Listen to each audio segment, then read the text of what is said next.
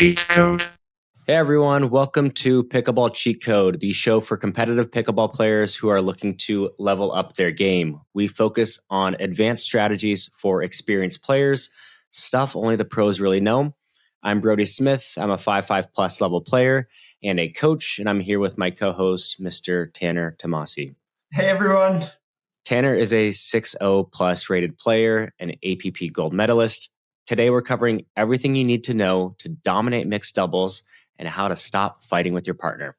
At the end of the episode, we will be chatting about Tanner's new favorite paddle. He's making a transition, big news. And if we've done anything to improve your game, leave us a review and share the show with your pickleball community. Tanner, you ready for this? Yes. True or false? If you are a good singles player and a good gender doubles player, you will be just as good at mixed doubles. I think false. What do you think? I'm leaning false too. I kind of leaned you into that because I figured you'd say false. Why do you say false? I think it's like a different skill set, has different nuances. You have to kind of figure it out. You have to figure out singles, figure out men's, figure out mixed. They all kind of have their own little things. Like I know I'm substantially better at men's doubles. With mixed doubles, I'm still trying to figure it out. Usually I just blame my partner, but I'm putting it on myself. Wow. So, you would. Actually. I know. Yeah, I'm practicing it a lot more because I know I have a lot of weaknesses there. So I'm trying to figure it out. It's not always the partner's fault, which most people think it is. It's a different ball game. It takes it, like you said, a completely unique skill set to be better at mixed than you would just at typical gender doubles. It's really interesting why it is so different, and we'll be able to break that down and some of the nuances between that. And then as we go through the episode too, we'll be primarily referring to the traditional, the man on the left playing the bigger part of the game, and then the woman on the right playing a little bit of a smaller, more consistency style game, because that's what we see traditionally. So that'll be kind of the template, but there are obviously nuances with different pairings and different matchups. So what makes to you mixed so different, and like why does it require its own skill set? Like what is so nuanced about it? I think you have to know which balls to come over, which to take. When you do come over and take your partner's balls, you don't just want to hit a dead dink back or a normal dink back. If you're going on your partner's side to take it, you kind of want to do something with it, whether that's a speed up, a lob, an aggressive dink, a hold, something to kind of throw them off their game. So figuring out that, not jumping the gun and taking balls that you shouldn't often lead you to trouble. And then also like making sure that your partner knows what you're doing.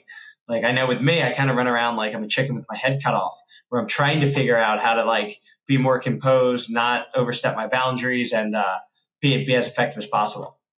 Yeah. How do you balance? That's a good question. I mean, a good point too, in terms of you coming over and wanting to be making an impact in the match. What do you do to create that level of balance between making sure you're coming over and applying that pressure versus staying in your own lane as well and applying some balance between the match? Because it's hard to draw that line. Some guys will be very aggressive, for example, but some guys will play half the court. I mean, it really depends obviously on your partner and your strategy. Some doubles partners will play like a strategy where the guy is just extremely aggressive, like crazy aggressive. And then the woman on the right is a little bit more consistent. But then there's some that are complete 50-50. So like, how do you draw that line with your partnerships, and what's your typical go-to strategy there? I think it depends on how much your partner is comfortable with you taking, and then you kind of like how effective is it? Like if you come over and you get beat a lot, it might be good to start off by doing that, but then you might have to tone it down depending on the opponents that you're playing, if they can handle it or not. But I think it's just a fine line of being able to figure out what you're good at and what your partner's comfortable with. And if both players, you and your partner, know what's going on, you don't want to like just you're running around and then your partner thinks you're taking it and then you pull off. So I think it just takes time. I think mixed is definitely the game where you need to have the most chemistry, more than men's. Couldn't agree more. Yeah, there's so much strategy that goes into it as well. And for me, it's hard because like when you play against some of these teams and you're playing against a guy that's super aggressive, it's just not something that you're used to. Like I'm better at playing two guys than I am playing a man and a woman, just because of the consistency. It adds an element of chaos when you see the guy leaning in so much and just randomly stepping at 70% of the court and then just throwing their forehand over and taking a flick, versus where if I were going straight ahead and I'm dinking, I know I'm going to go to the inside foot of the guy, for example. You know what I mean? So it's like it adds all these different layers of when you have somebody flying around a little bit more, it creates a lot more chaos and it's a lot more harder to dial in that consistency. How do you balance your consistency in a match between dinking straight on right against the woman that you're playing against versus going behind the guy? Because that's a really common thing. Some players will just go straight ahead for everything and just try to dink everything. And some players will go behind the guy as much as possible. What is your philosophy on that when you're playing mixed? My philosophy on that when I'm playing mixed is I kind of want to target mainly to the woman in front of me as much as I can. However, the second I see that my opponent, the male diagonal from me, starts to be aggressive with his court positioning, meaning kind of anchoring down more over to the center, see you can visually see him getting antsy. That's the perfect time to go behind him. And you can play a fair amount of balls to the guy because it'll actually open up the quote unquote weaker player. Because they're a bigger target since the other person can't cover as much. Yeah, that's a good point. And what do you do? Like, I guess my question is, how far over, if you're the guy, should you be going over? Like, are you stepping over the line all the time?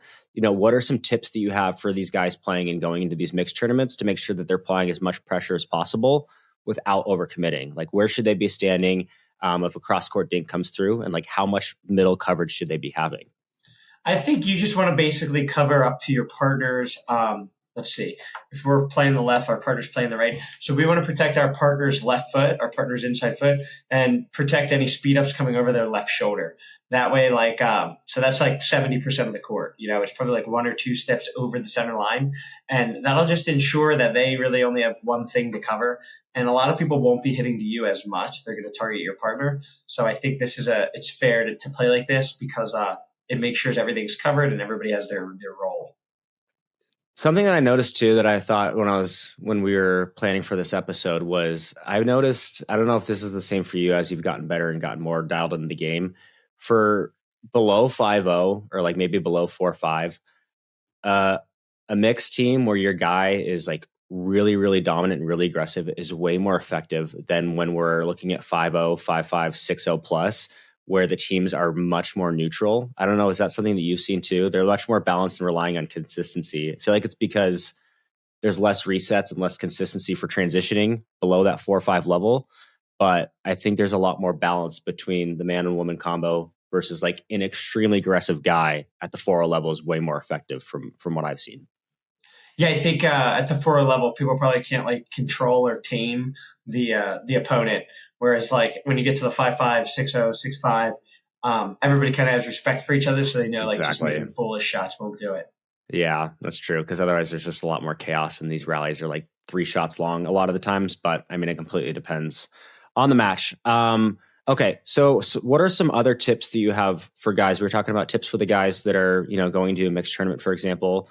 What does your pace of play look like compared to playing gender doubles? Are you going to be driving way more? Are you speeding up way more balls? Like, what does that pace change look like? I'm assuming you're playing more aggressive. That's something that I lack in. I like to play kind of a defensive, consistent game. I think you're the same way too. That's probably why you're not, getting the mixed results that you want to. Is that fair to say?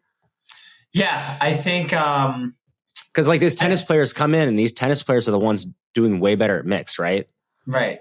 I just think for mixed doubles, since you have 2 players that don't really know their role entirely, there might be a little bit of confusion. So you might have some more room to work with hitting the drops aggressively behind the guy because he's trying to cover for his partner, or to the woman's side because the guy's trying to cover. So if there's no chemistry or no cohesion, you're able to get the ball down there.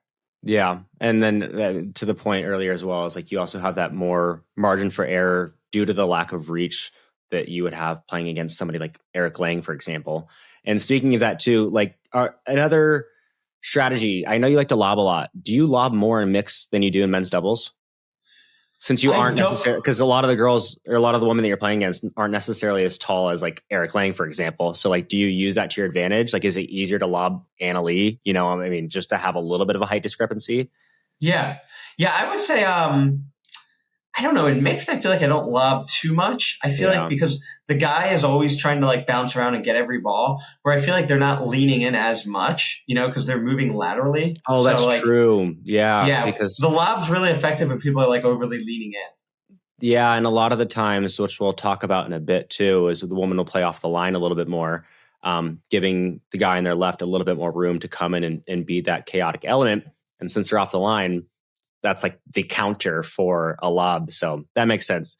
That's a good Right. point. If you're to give any cheat code, is there any cheat code per se that you love to use in mix? Like, what is something that you use that you bring to the table that helps you get that edge out there? I think when I'm going cross court with the opponent there, or no, when I'm thinking straight ahead to the opponent, I will think more aggressively because they tend to be off the line more. So like Oh, the that's balls true. aren't getting flicked as much, so you can think more aggressively. Yeah. And then are you probably putting out some bait balls too, hoping they speed it up and then you engage in a hands battle and use it your reach to your advantage? Yeah, I think you could say that. I don't know if I ever intentionally am like, okay, I'm hoping they're going to speed this one up. I'm True. just like trying to find the fine line of getting it as aggressively dinked as possible. Yeah. Me, I love keeping the guy diagonal honest. So if I can go behind them and dink them out wide as much as possible, we've talked about this before. My favorite thing is to hold a middle dead dink, and then instead of like going middle, is just completely doing an inside out forehand roll. So I'll do that in mixed all day long, and it works really well, and it helps keep balance and keep each other honest and making sure that the guy's not being too much of a force in the middle there and playing like chaos. So that's my little cheat code is dink behind the guy and hit thirds behind the guy as much as you can just to mix things up. But having that pace change where you're not just having the same shots or just targeting the woman over and over. I mean, that can be the dumbest strategy in the world depending on who you're playing against. So making sure you're keeping the guy honest and really stretching him out is key. Okay. Are there any patterns that you like to set up that work better in mixed than something that works better in men's doubles outside of dinking straight on more aggressively? Is there any patterns that you like to go for? Um, I think like you can speed up sometimes, like cross court at the guy on like his outside of the court side hip. So I guess it'd be his if we're playing Oh, against me. Yeah, his left hip because they're just interesting. cheating to cover heavy middle. So like you can almost go for And they're like a just half body bag. like sitting on their forehand, right? So then Yeah, if it yeah, comes cross court to their left hip, they get jammed. yeah, exactly. That's a good point. How often are you ripping that bad boy? I feel like that's a risky shot because if you go Not too too long, often. but I like Yeah, that though. That would jam me up every time. that's just something you Cool. can see and trying to throw it in there.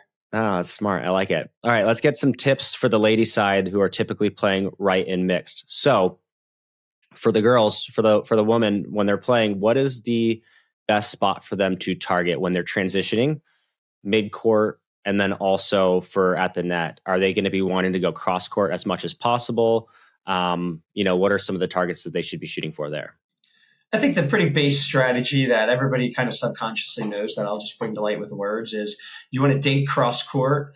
So you'll be dinking to the woman cross court, and then once the guy gets aggressive with his court positioning, that's when you want to go behind him. So once you feel his physical presence, that's when you want to go behind him. You don't want to go behind him if he's staying on his side. The second you feel him creeping in the middle, you go behind him, keep him honest, which will open up the other.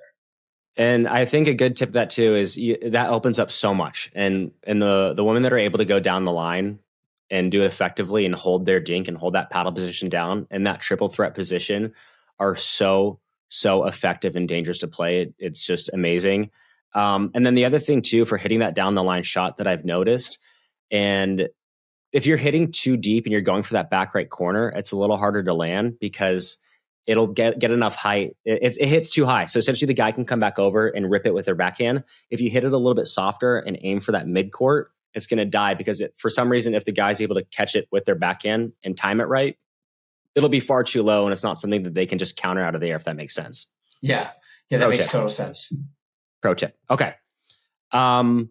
What is the most important thing for the woman on the right to dial in? Would you say, I feel like there's two things. It's either backhand counters or a really effective cross-court forehand dink. Because some of the cross-court forehand dinks that we're seeing at the pro level with like Anna Bright, Anna Lee are just insane. Like they're such aggressive and effective roles. But which one do you think is more important when you're playing mixed for the girl on the right, for the woman on the right?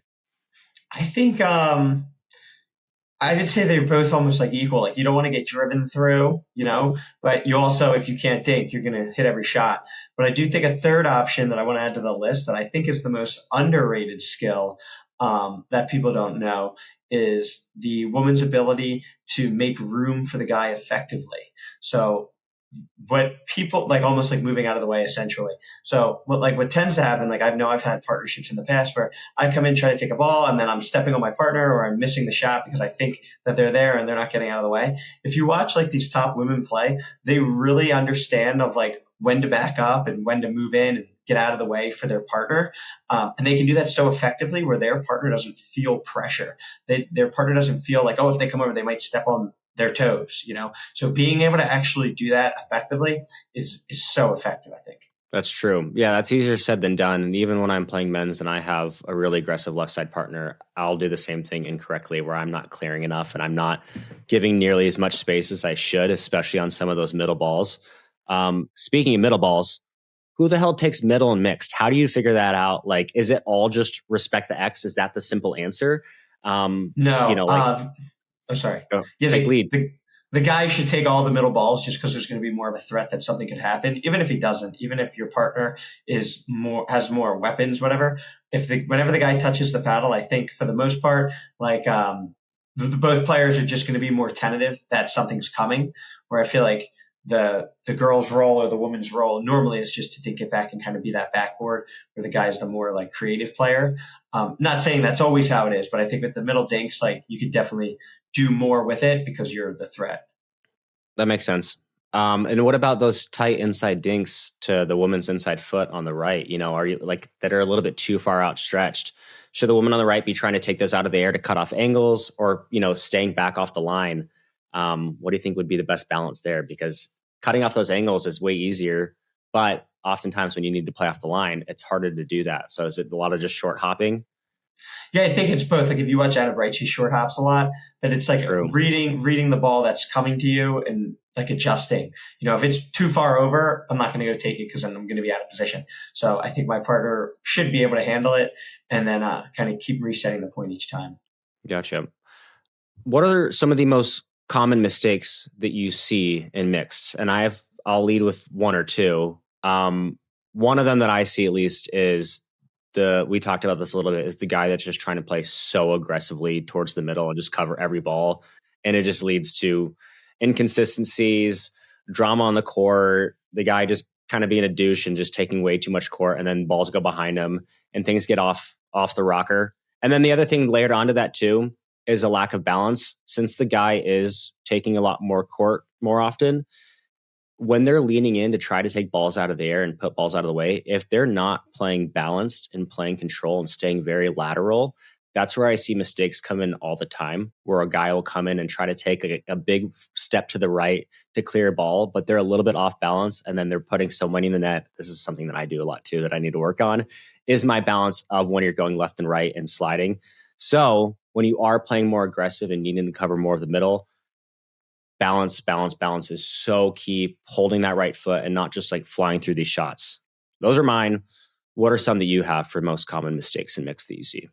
I think most common mistakes that I know that I struggle with, maybe it's because I'm lefty or maybe not, I don't know. But I know it's a mistake, is actually hit too much to the guy. Like, especially if you have like a finishing shot, say like a high forehand, whatever, I'll tend to just hit it at the guy and he'll have like an easier reset because I think he might be expecting it. Whereas like, you need to just kind of move it around and really make sure you're choosing your target wisely, as opposed to like make the one opponent feel like they have to hit every shot or they're going to lose the game. As harsh as that may sound, that could be a good strategy. Yeah, and then the other one I thought of too was a lot of the times the woman on the right. You don't see this really at the pro level, but more so at the amateur side, is they will be going for too sharp of a cross court forehand dink. Yeah. And the consistency part of that is the most important thing. So being able to have really high margins and then when going cross court, like hit the ball 1 to 2 feet over the net and really let it dip down. These don't need to be 2 inches over the net.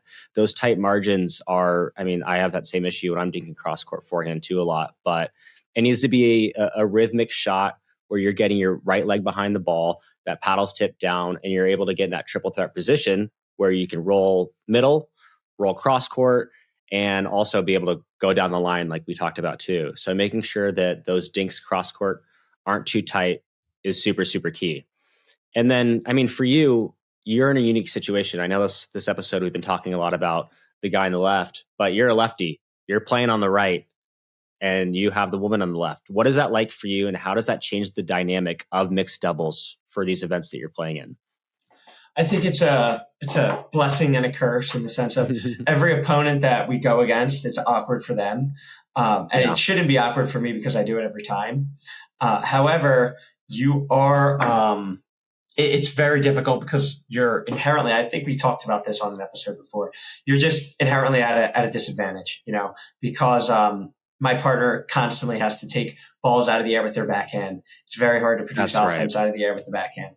So, that's the main reason. And they're going up against just somebody rolling cross court aggressively while they only have they're just going to be feeling a lot of the pressure. So I think as a lefty, it's very difficult. You have to kind of hone everything in, and it's mainly more about just chemistry than everything. And it's a lot of just IQ. Like I said, if the guy's getting big, that's when you go behind him. Being able to pick up all this stuff makes it much easier. True. Yeah, that's a good point. When is your next mixed tournament, by the way? Is that going to be Arizona? Arizona. Yeah, I don't know. 2-3 weeks. Do you know who you're playing with? What's your strategy? What are you going to do this time to get yourself podium ready?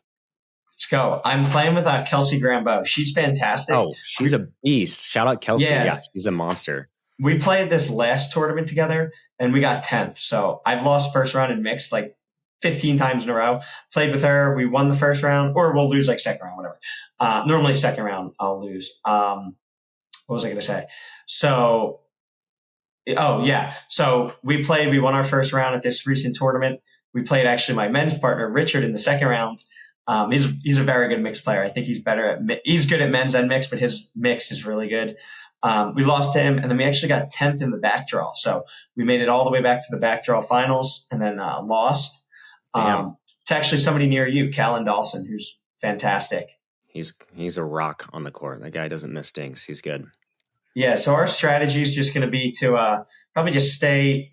We're still figuring it out, but we were dialing it in last time with her dinking cross court, going behind the guy, and it was good. Yeah, she's a beast. That's a good partner to have. You guys will do well. So let me know how that goes. I'll be rooting for you both. Also, shout out to Elise Jones. We did an episode recently talking about a lot of right side play for women, and then also consistency on the right side and playing very defensive and what that takes. So go ahead and listen to that episode. That's a really great episode. Her tips there are incredible. So that's a good thing to look at. And then, all right, let's transition. So you gave me a call recently because you've been so used to the Genesis, obviously, since that's the True Foam Genesis paddle, because that's been your baby. You've probably used that paddle more than anybody in the entire world, just due to the amount of the hours you train. You think so? It's fair to say. I was thinking about that. That's a good. Who's used that paddle more? I think it's. I've used that paddle. I've used a lot of those paddles. Yes. All right, but you're loving the True Foam Waves now. You finally came around to what I say. Tell me about it. Why are you switching from the Genesis to the Waves? I mean, the Genesis is still amazing, and I love it to death. But I prefer the Waves more. Why are you preferring the Waves now? So the main thing about the Waves is, I think when the Genesis came out, it was probably one of the harder hitting paddles on the market since it was the first full foam. And it was something that people weren't used to. But I think the game's just constantly changing, where now I feel like the Genesis is pretty soft, which isn't bad. I actually prefer soft paddles. Which is a great thing, yeah. Yeah, I find myself just like I use the Waves and I'm just able to get a lot more. Like everybody says it when we play, like, wow, what'd you change? I'm like, oh, just the paddle. But just a lot more on the drives, on the serves, the return to serve. Like it doesn't make sense to not use the Waves, especially in singles. You can hit so much harder. And now I'm dialing in the touch with it. So I want to use it for doubles just because my counters are like 2-3 times harder. Like I said, my drives have a lot more dip. They hit harder. You could just it's definitely a better paddle. You just have to get used to it. It's like learning new technology. Like if something on the computer comes out, like you have to evolve or you're going to fall behind is what I'm realizing. And I'm just a much more of a threat with the paddle. Yeah, I couldn't agree more. And the other thing too is you're using Franklin's for APP, and I've been using Franklin's a lot this past year, but I just started using some Lifetimes, and the power that I can get with a Lifetime ball versus a Franklin ball with the waves is insane. Right. So you need to tell me the next time you play with a Lifetime. I actually like that ball, by the way. It plays pretty well. Anyway, The thing rips. Can hit it like a cannon with the waves. It's out of control and shape the hell out of it. So yeah, it's a fun paddle. It's a fun paddle. Yeah, I'm excited to break into it with the Lifetime. All right. Let me know how the waves goes your next tournament. If you're getting gold and everything, we know why. It's not you, it's the paddle. Exactly. But all right. Best of luck. You and Kelsey will kill it in your next tournament and mixed. But that's all I got. We'll see you in the next one, Tanner. See ya.